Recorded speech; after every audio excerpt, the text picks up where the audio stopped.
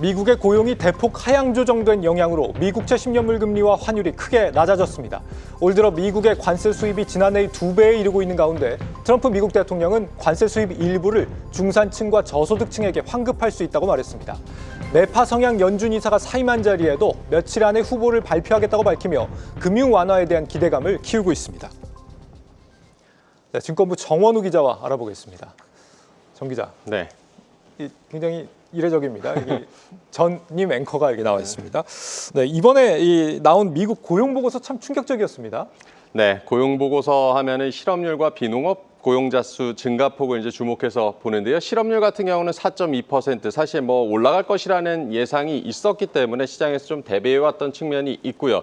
충격을 줬던 부분은 취업자 수 증가폭이었습니다. 7월 증가폭이 7만 3천 명에 그쳤습니다. 뭐 네. 시장 예상은 10만 6천 명 정도 수준이었는데 크게 밑돌았고요. 이번 수치도 수치지만 앞서 발표된 수치들을 대폭 하향 조정하면서 더 큰 충격을 시장에 줬습니다. 앞서 5월 수치는 표에 보시는 것처럼 14만 4천 명에서 1만 9천 명으로, 그리고 6월은 14만 7천 명에서 1만 4천 명 늘었다고 발표했는데요. 이 두 가지 모두 이제 1만 명대로 대폭 수정을 하면서 5, 6, 7월 석 달까지 이제 평균을 내보면 3만 5천 명 증가 수준입니다. 이 미국 취업자 수 증가폭이 3월부터 사실은 쭉 시장 예상치를 웃돌아오기는 했었는데 네. 그래서 뭐 관세 여파가 크지 않다라고 분석을 하면서 안심을 해왔는데 뚜껑을 열어보니까 그게 아니었다는 겁니다. 네. 저 정도면 정말 통계 사고가 아닌가 싶은 생각이 드는데 이번에 나온 이 고용 지표 단순히 그냥 여러 지표들 가운데 하나가 아니라 특히 눈여겨봐야 하는 지표라고 하던데 어째서인 거예요?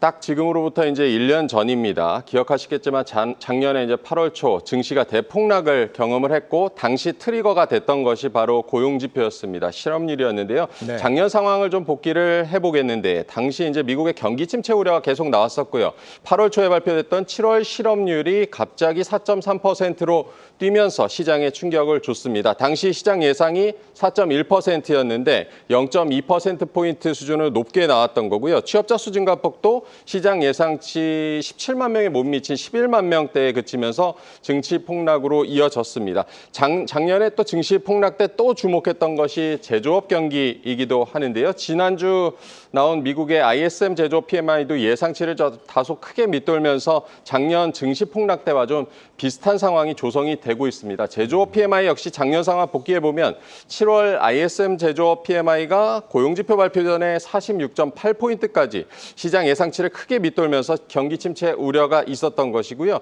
결국 이제 제조업 경기가 흔들리는 상황에서 실업률이 갑자기 치솟으면서 작년 8월 증시 폭락이 있었다라고 봐야겠습니다. 예.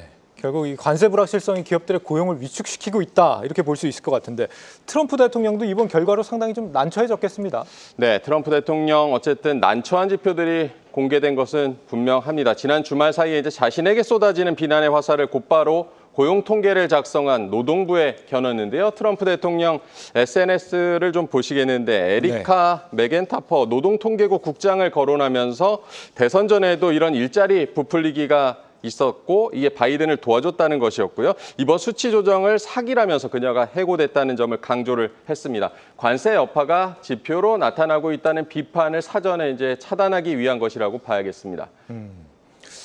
실제 연준도 이제는 좀 금리 인하를 고려하지 않을 수 없는 상황이 된 거 아닌가요, 이러면? 네, 지난주 연준 7월 FOMC에서 금리를 예상대로 동결을 했고 시카고 상품거래소 패드워치에서는 이제 다음인 9월 FOMC에서 인하 전망이 60% 정도로 기존에는 나타났었는데요. 지난 금요일에 이번 고용지표 쇼크를 확인한 뒤에 인하 전망이 지금 뭐 80% 가까이 올라와 있습니다.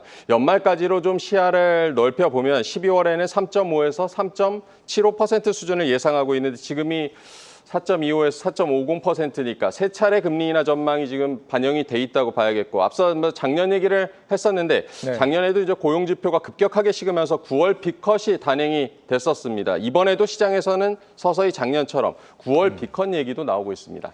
지금 뭐 매파적인 쿠글러 연준 이사가 사임한 자리를 지금 뭐 트럼프 대통령이 바로 또 지명하겠다고 하고 있는데 당연히 또 비둘기적인 인물을 지명하게 될 가능성이 높다고 우리가 생각을 해봐야겠죠. 총 7명의 이사진 가운데 3명을 트럼프 대통령이 지명한 사람이 된다. 이후에 이 통화 정책 어떤 그림을 그리게 될지 이것도 좀 지켜봐야 될 것 같고요. 9월 FOMC 전까지 지표들이 또 나온 게 어떻게 나오는지 이것도 좀 주목해봐야 되는 거 아닙니까, 그러면?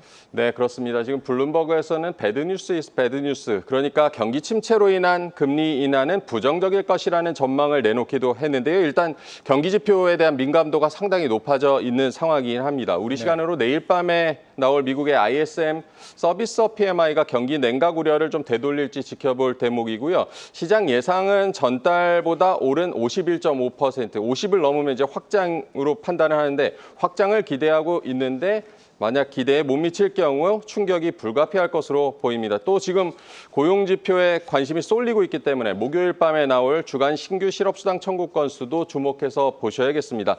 지금 국내에서는 한미 무역 협상이 끝났기 때문에 관세 뉴스에 좀 관심이 다소 떨어지긴 했는데요. 지난주 이제 트럼프 대통령 우리나라를 포함해서 66개국에 대한 상호 관세율을 다음은 행정명령에 서명을 했습니다. 우리나라에는 25%에서 15%로 관세율이 낮아졌고 이번에 조정된 관세율은 미국 동부 시간 기준으로 8월 7일 0시 1분, 우리 시간으로는 목요일 낮에 발효가 됩니다. 아직 협상이 완료되지 않은 국가들 중에서는 미국과 중국 협상을 좀 주목을 해봐야겠는데요. 앞서 미국과 중국이 스톡홀름에서 관세 전쟁 휴전을 90일 연장하는 방안에 대해서 의견 접근을 이루긴 했는데 최종 합의는 아직 나오지 않고 있습니다. 지난 5월에 합의했던 90일 관세 115%포인트 인하 조치가 오는 12일에 끝나기 때문에 그 전에 이제 추가 휴전을 이어가는지 연장하는지를 주목을 해봐야겠습니다. 네, 고용 충격 이후 달라진 미국 통화 정책 분위기, 증권부 정원우 기자와 알아봤습니다.